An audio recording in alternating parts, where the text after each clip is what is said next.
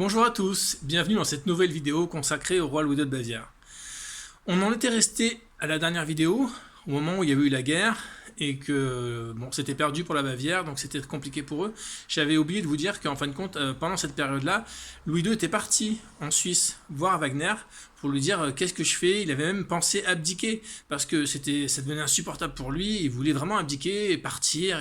Et Wagner, il est pas fou. Il lui a dit non, non, non, reviens sur le trône, t'es gentil, parce que entre guillemets, hein, il lui a pas dit directement, mais il avait besoin quand même d'être continué à être payé, puisque malgré tout, le roi continuait à lui verser des subsides assez régulièrement. Donc c'est pour ça qu'il lui a demandé de continuer à rester sur le trône. Voilà.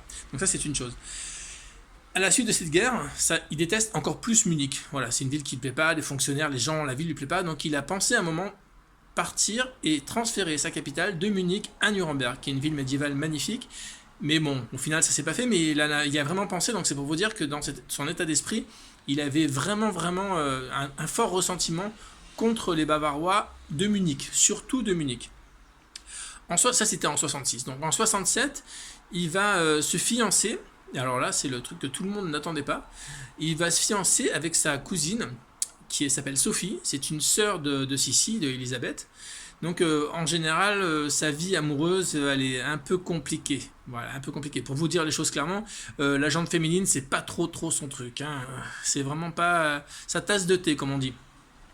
Mais là, il a tellement écouté d'opéras, de musique de Wagner, il est dans cet esprit-là, et dans tous les opéras, il y a des chevaliers qui épousent des princesses, et des choses comme ça, enfin des grandes histoires d'amour, tout ça. Donc bon, il se dit, moi allez, je vais aller dans mon délire jusqu'au bout, je vais me trouver une reine pour la Bavière, et donc la personne qu'il trouve, c'est proche de son entourage, évidemment, et c'est la sœur de la bien-aimée Élisabeth. C'est vrai qu'elles se ressemblent beaucoup toutes les deux.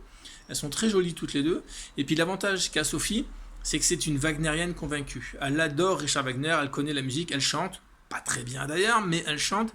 Et donc elle se dit, c'est super, je vais pouvoir me marier et devenir reine de Bavière avec mon cousin, qu'elle aime beaucoup en plus.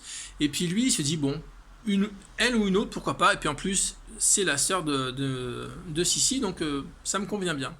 Donc tout se met en place. On commande un carrosse absolument magnifique pour les noces. Les invitations sont lancées, il commence à recevoir des cadeaux, etc. Bon voilà, donc tout se passe comme ça. Et puis au fur et à mesure que le temps passe, Louis il flippe quoi. Il se dit qu'est-ce que j'ai fait? Mais je vais me marier avec elle quoi.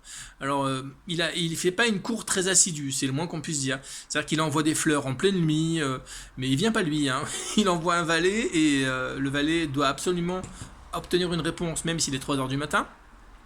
Il envoie les joyaux de la couronne à Possenhofen ou à Bit Sophie pour qu'elle les essaye, etc. Il s'envoie des lettres. En plus, c'est des lettres assez étranges parce que, comme il est dans son délire, il continue à poursuivre son imaginaire et donc il lui signe les lettres en marquant d'autres noms et il l'appelle par un autre prénom. Il l'appelle Elsa ou Brunhilde, des noms d'héroïnes d'opéra.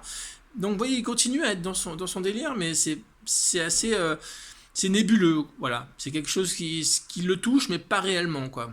Et puis au fur et à mesure la date du mariage approche et là il est en panique, donc il reporte une première fois en disant pour une raison X ou Y il reporte, et ensuite il reporte une deuxième fois et là le père de Sophie il pète les plombs quoi.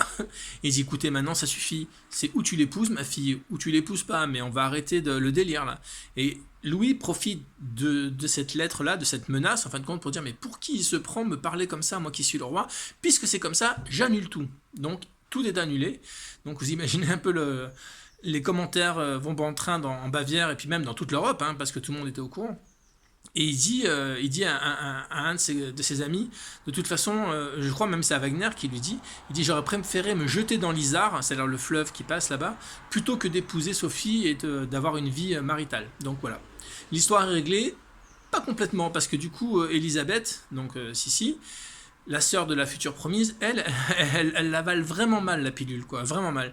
Et elle lui parle plus parce qu'elle dit mais c'est inadmissible ce qu'il a fait à ma sœur, c'est vraiment pas quelque chose de correct, quoi. Donc, mais bon, il est libéré, il se marie plus, il est tranquille. Malheureusement, juste après, en 1870, il y a une guerre qui va se déclarer, enfin pas tout de suite parce que c'est quelques années après, 2 ans après, mais il était déjà vraiment mal par rapport à cette situation-là. Il y a une deuxième guerre qui va se déclarer entre la Prusse et la France de Napoléon III. Et cette fois-ci encore, c'est la Prusse qui va gagner et il va y avoir la création de l'Empire allemand. Donc ça, Louis II, il a vraiment du mal à l'encaisser aussi parce que, si vous voulez, on va lui demander de faire une lettre en proposant la couronne impériale au roi de Prusse. Donc ça, il le supporte vraiment très très mal parce que ça veut dire que s'il le fait, l'Empire allemand va avaler la Bavière. La Bavière sera juste un État comme aux États-Unis, en fin de compte. Ça ne sera pas des gouverneurs, mais ça sera des rois ou des grands-ducs ou des princes qui vont être dans leurs États, qui vont rester dans leurs États. Mais ça sera chapeauté par l'empereur d'Allemagne. Donc lui, son autonomie, elle est encore plus réduite que ce qu'elle était avant. Et ça, c'est le coup de massue sur lui, c'est presque le moment le plus difficile de sa vie. Et en fin de compte, il est obligé un peu de le faire. Donc il envoie cette lettre, mais il envoie uniquement son frère dans la Galerie des Glaces à Paris où va être proclamé l'Empire allemand. Il y a tous les princes allemands qui vont venir là-bas pour cette proclamation de l'Empire, sauf lui. Lui, il envoie son frère, il dit « Moi, je veux pas assister à ça. Déjà, je me mets... » Je sais pas comment on peut expliquer ça, mais il est vraiment dégoûté, donc il se dit « Moi, je vais pas en plus aller assister à ma perte d'autonomie. » Donc ça, c'est hors de question. Donc il envoie son frère, et ça va être vraiment, vraiment une période excessivement difficile pour lui. Voilà pour aujourd'hui. Je vous dis à demain, et je vous souhaite une très bonne journée.